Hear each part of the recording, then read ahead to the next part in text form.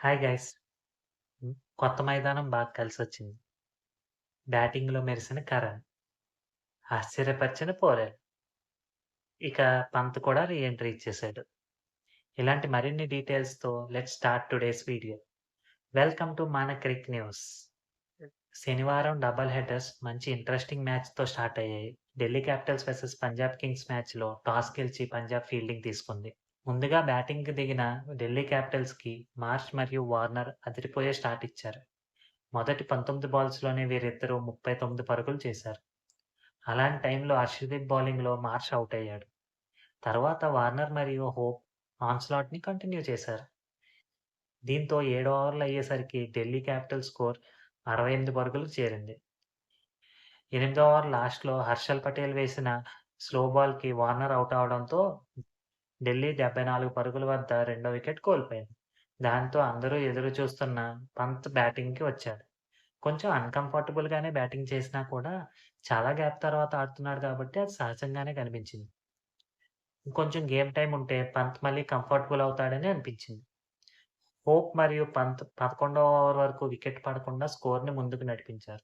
అగ్రెసివ్‌గా ఆడటానికి చూసి హోప్ రబాడా బౌలింగ్‌లో ఔట్ అయ్యాడు. పంత్ కూడా హర్షల్ పటేల్ బౌలింగ్‌లో సాఫ్ట్ డిస్మిస్సల్‌గా వెనుతిరిగాడు. రీ ఎంట్రీ మ్యాచ్‌లో పంత్ 13 బాల్‌లలో 18 పరుగులు చేసి ఔట్ అయ్యాడు. ఇక అక్కడి నుంచి ఢిల్లీ వికెట్లు కోల్పోతూనే వచ్చింది. వెంటనే రిక్కీ బోయే మరియు స్టబ్స్ కూడా వికెట్లు పోగొట్టుకున్నారు. బాగా ఆడుతున్న అక్షర్ పటేల్ కూడా రనౌట్‌గా వెనుతిరిగాడు. బ్యాటింగ్ కష్టాల్లోకి వెళ్ళిపోవడంతో రిక్కీ బోయే ప్లేస్‌లో అభిషేక్ పోరెల్‌ని ఇంపాక్ట్ ప్లేయర్‌గా తీసుకురావాల్సి వచ్చింది. తర్వాత సుమిత్ కూడా ఔట్ అవ్వడంతో ఢిల్లీ 19 ఓవర్లలో 149 పరుగులకి 8 వికెట్లు కోల్పోయింది.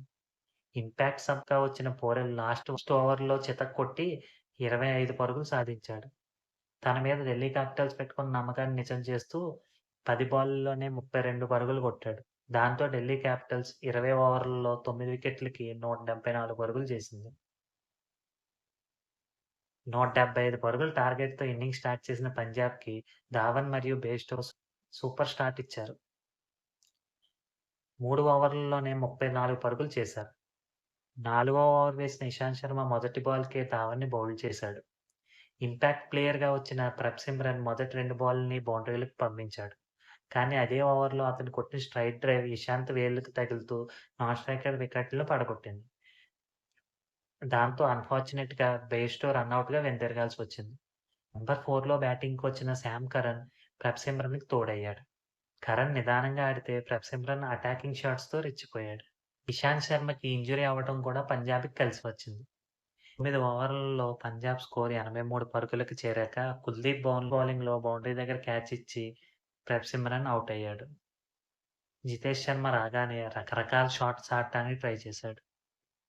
ఒక స్టంపింగ్ ఛాన్స్ లక్కీగా మిస్ అయినా కూడా మళ్ళీ అన్నెసెసరీ రివర్స్ స్వీప్‌కి ట్రై చేసి జితేష్ స్టంప్ ఔట్ అయ్యాడు. రీ ఎంట్రీ మ్యాచ్‌లో పంత్ చాలా కంఫర్టబుల్‌గా కీపింగ్ చేశాడు. అతని కీపింగ్ అద్భుతంగా ఉంది. పాత పంత్‌ని గుర్తు చేశాడు. ఇది ఫ్యాన్స్‌కి చాలా మంచి న్యూస్.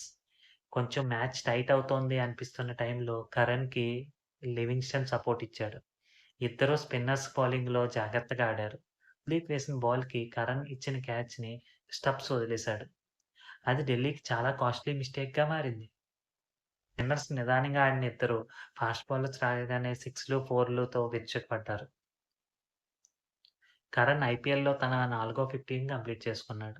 ఈజీగా నెగ్గేస్తారన్న టైంలో ఖలీల్ అహ్మద్ ఎక్సలెంట్ ఓవర్ వేశాడు. 10 బాల్స్‌లో 8 రన్స్ కొట్టాల్సిన సమయంలో ఖలీల్ కరణ్ మరియు శశాంక్‌లని ఔట్ చేశాడు. అదే ఓవర్ లాస్ట్ బాల్‌కి హర్‌ప్రీత్ కూడా క్యాచ్ ఇచ్చాడు. కానీ అది అన్‌ఎక్స్‌పెక్టెడ్‌గా వార్నర్ వదిలేశాడు.